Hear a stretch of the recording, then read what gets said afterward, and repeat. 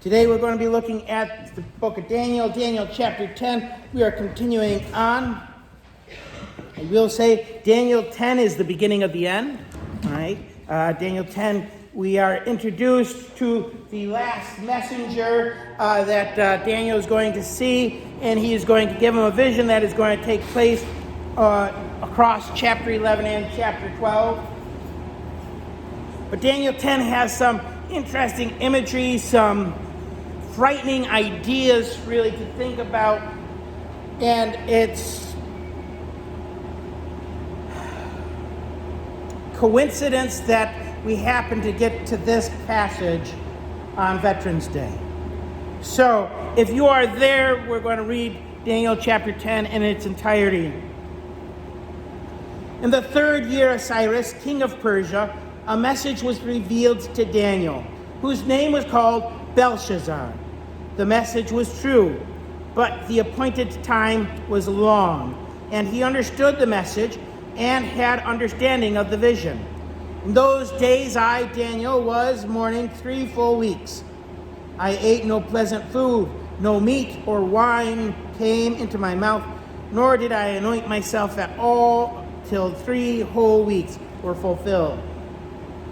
Now on the 24th day of the 1st month, as I was by the side of the great river, that is, the Tigris, I lifted my eyes and looked, and behold, a certain man clothed in linen, whose waist was girded with gold of Uphaz. His body was like beryl, his face like the appearance of lightning, his eyes like torches of fire, his arms and feet like burnished bronze in color, and a sound of his words like the voice of a multitude. And I, Daniel, alone saw the vision, for the men who were with me did not see the vision, but a great terror fell upon them, so that they fled to hide themselves.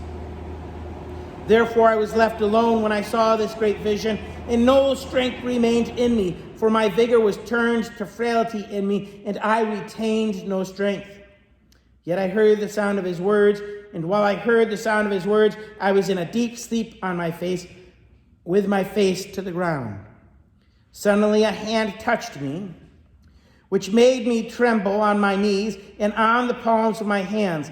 And he said to me, "O Daniel, man greatly beloved, understand the words that I speak to you, and stand upright, for I have now been sent to you." While he was speaking this word to me, I stood trembling. Then he said to me, "Do not fear, Daniel, for from the first day that you set your heart to understand and to humble yourself before your God, your words were heard, and I have come because of your words." But the prince of the kingdom of Persia withstood me 21 days. And behold, Michael, one of the chief priests or princes, came to help me, for I had been left alone there with the king of Persia. Now I have come to make you understand that what will happen to your people in the latter days. For the vision refers to many days yet to come. When he had spoken such words to me, I unturned my face toward the ground and became speechless. And suddenly one, having the likeness of the sons of men, touched my lips. Then I opened my mouth and spoke, saying to him who stood before me, "My Lord, because of this vision, my sorrows have overwhelmed me, and I have retained no strength. For how can this servant of my Lord talk with you, my Lord? As for me, no strength remains in me now, nor is any breath left in me."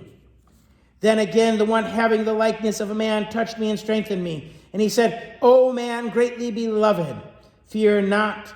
Peace be to you. Be strong. Yes, be strong." So when he spoke to me, I was strengthened and said, "Let my Lord speak, for you have strengthened me." Then he said, "Do you know why I have come to you? And now I must return to fight with the prince of Persia. And when I have gone forth, indeed, the prince of Greece will come. But I will tell you what is not noted in the scriptures of truth. No one upholds me against these, except Michael, your prince." So we have this really interesting interaction here. I guess it would be good to set the stage on kind of some of the stuff that's going on, right? Daniel here, it says in verse 1, Daniel, whose name was called Belshazzar, is in the third year of Cyrus's reign. And I marked that, the Bible marks that, because it's important for us to get this historical understanding of what's going on. In the first year of Cyrus's reign, Cyrus made the proclamation that the Jews could go back to Jerusalem. They could rebuild the city. So we've got Nehemiah and Ezra kind of overlapping here. So Daniel has come into that time frame. But Daniel has not returned to Jerusalem for whatever reason. Daniel is still serving in exile as Belshazzar. Why they include that name there is to remind us that Daniel is a foreigner in this land. Right? And he has been given this new identity, and he's held this identity for about 70 years. Daniel is not a young man. He's actually quite old. One guy I was listening to suggested that Daniel may not have returned because, well, it gets to be a point in your life when you're like, yeah, I don't want to go that way, right? Sarah and I, we moved so often that even if we were to get a house in the area, I don't want to move till I have to, right? Till I retire, you guys can kick me out of the parsonage, right? Because you get tired and you don't want to move, right? And so Daniel is probably in that stage. But the third year of Cyrus, something happened back in Jerusalem. You see, they were building the city, and the people in Jerusalem at one point said, nah, it's not worth it. And they decided to stop. They decided that they didn't need to return back to Jerusalem. And this troubled Daniel. It troubled Nehemiah, and it troubled Ezra. And so they all went down to the Lord in prayer. And so Daniel has been having this fast of sorts for the 3 weeks when he is visited. Now, one of the big questions when we come to this passage is, who is this visitor that comes before Daniel? Who is this visitor that they describe? Well, there are different opinions. Scholars have different understandings of who this visitor is. And one of the reasons is because we've seen this description somewhere else. Right? We see this description in the book of Revelation. Right? Revelation chapter 1, verse 13 through 15. I put this in your bulletin. And among the lampstands was one like the Son of Man, dressed in a long robe and with a golden sash wrapped around his chest. His head and his hair were white like wool, white as snow, and his eyes like a fiery flame. His feet were like fine bronze, as it is fired in a furnace, and his voice looked like the sound of cascading waters. Right?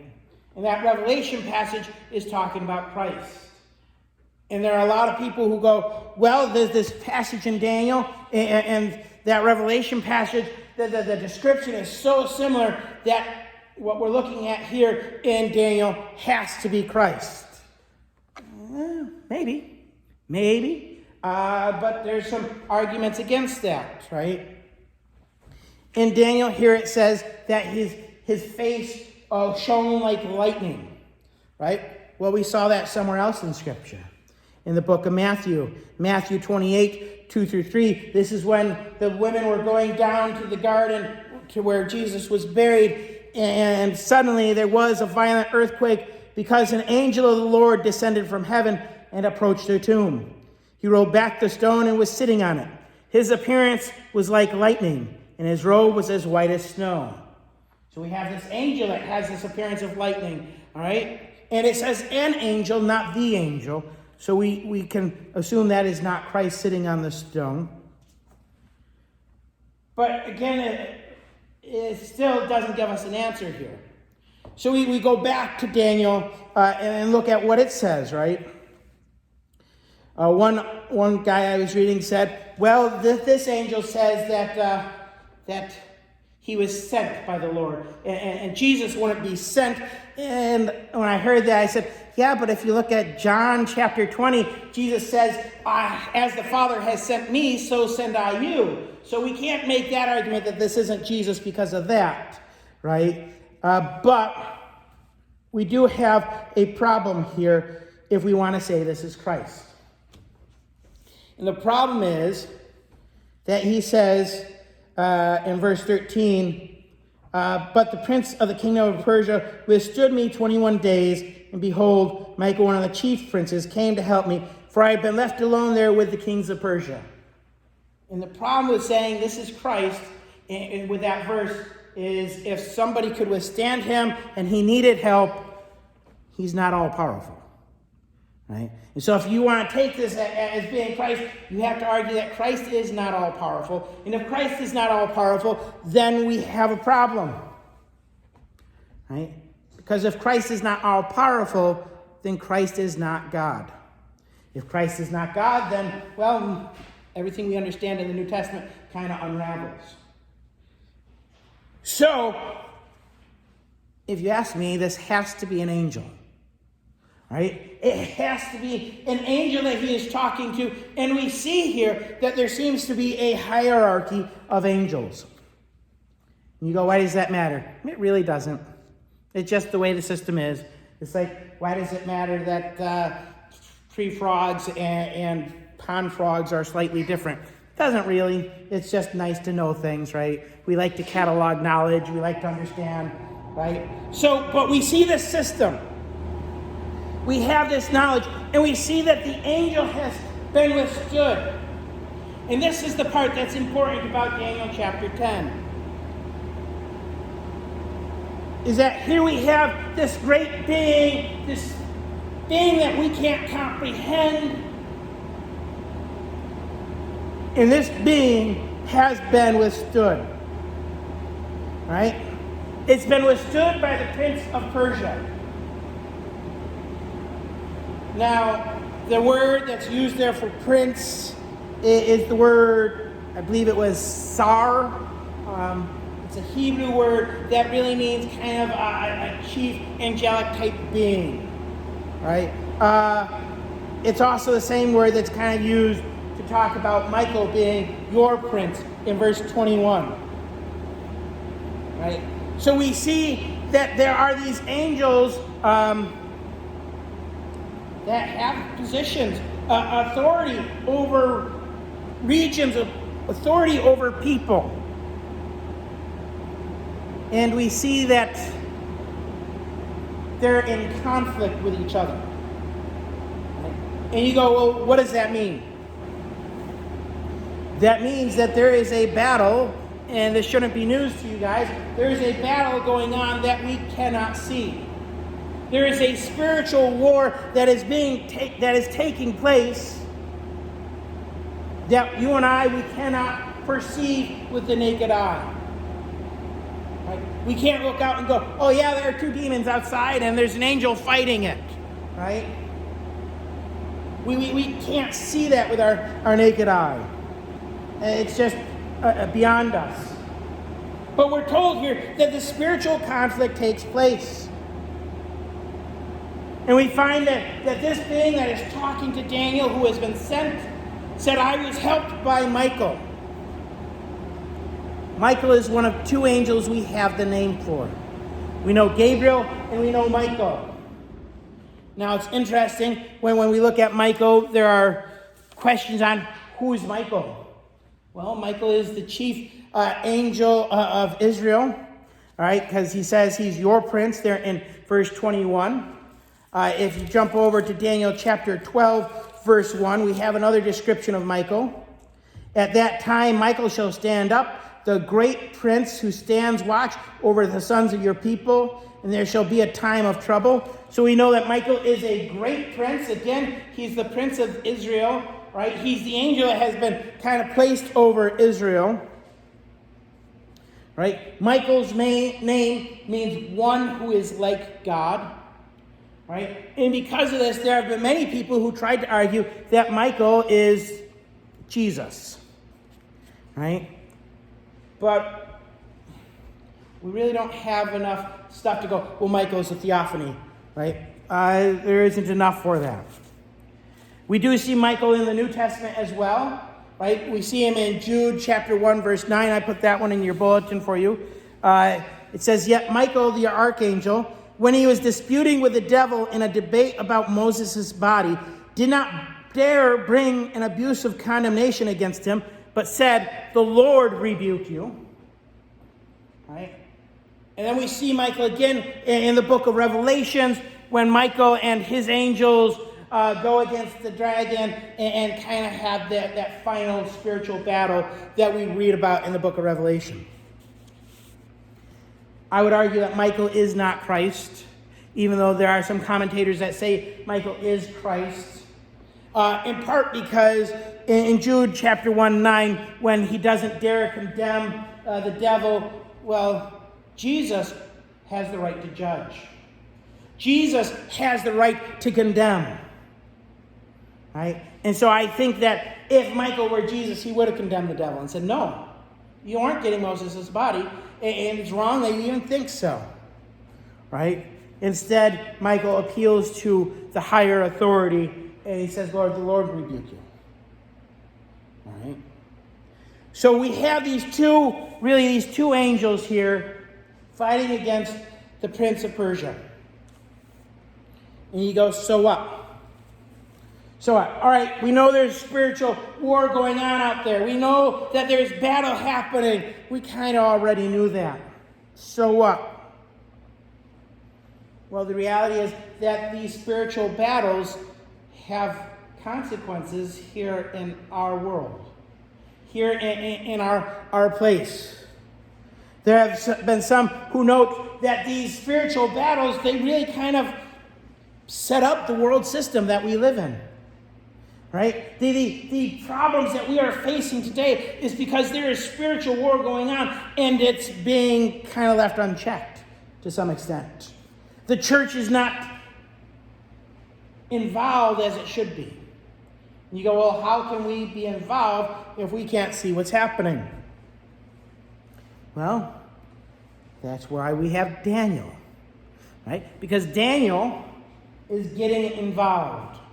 He's been getting involved throughout the entire book of Daniel. You see, when Daniel is studying the Word, and this is generally what's happening, when he's paying attention to the world around him, he gets troubled, and when he gets troubled, he goes to the Lord in prayer. Right? And you go, we know this already. We know that we're supposed to pray. Yeah, we do. Right? But yet, so oftentimes we forget that prayer is not a last resort. Prayer is the first place we go. That's the first thing we're supposed to do. So oftentimes we forget that the fights that we are having are spiritual fights. I think of, I think of some stuff that are going on in the school systems right now. There is a big push for this thing they call equity, which is not really equity. On the 31st of October, us teachers, we had to sit down, and they had a group come in, and the group was just telling us all about how we should be pushing the homosexual and transgender agenda.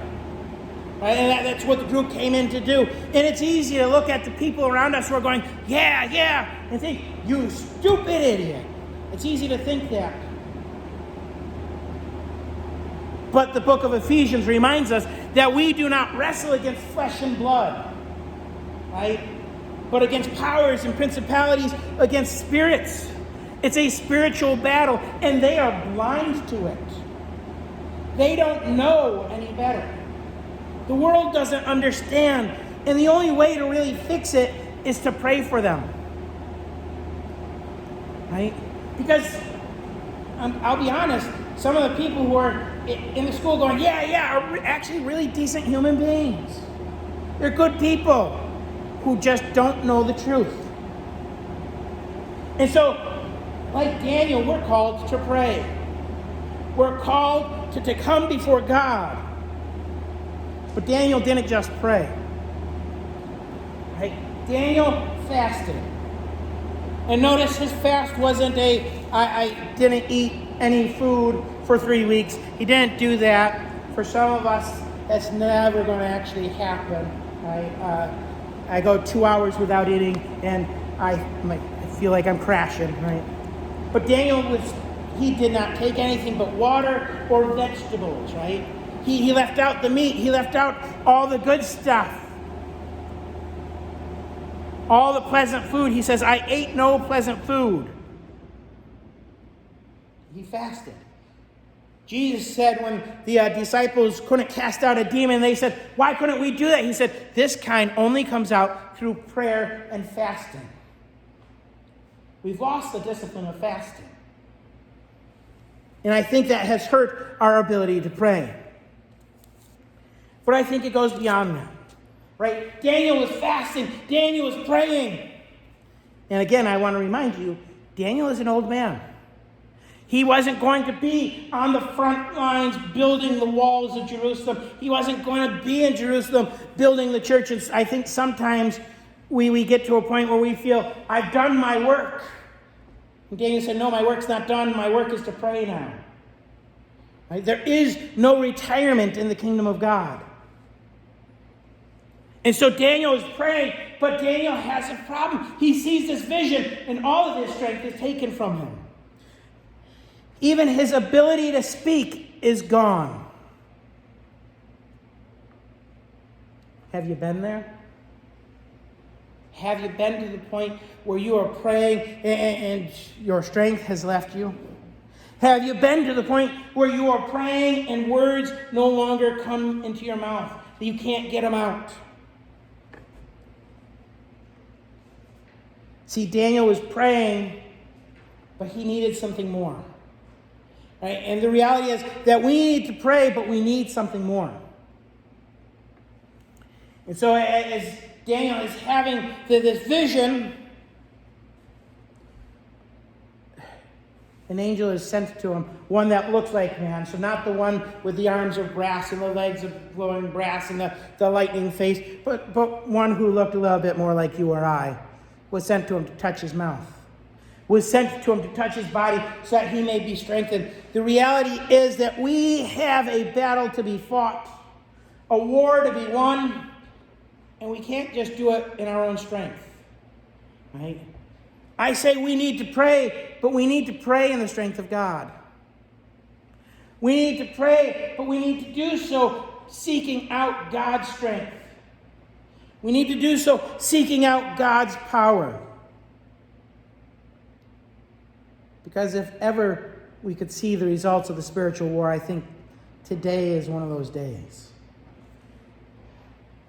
I was talking with Trudy yesterday, and she was commenting and kind of bemoaning the fact that there's war going on in Ukraine and Russia. We don't hear about that anymore. It's still going on. Because now we're so focused on Hamas versus Israel, right?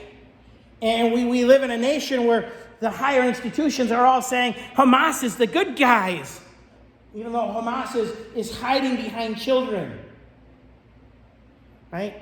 In my book, the good guys don't hide behind children, right? In fact, only villains use children as shields. And they say that the Jews need to die because of this. And it's really disturbing. Right? We see the results. I told you about the DEI. Race relations in our nation are getting worse instead of better. This isn't because of man. This is because there is spiritual depravity. And we need to fight on our knees in the strength of the Lord. We need to seek out his face. We need to humble ourselves. I think we need to fast. I think we need to do all of it. Because until we do, until we seek God out earnestly with all our heart, I'm not sure we're going to see any results.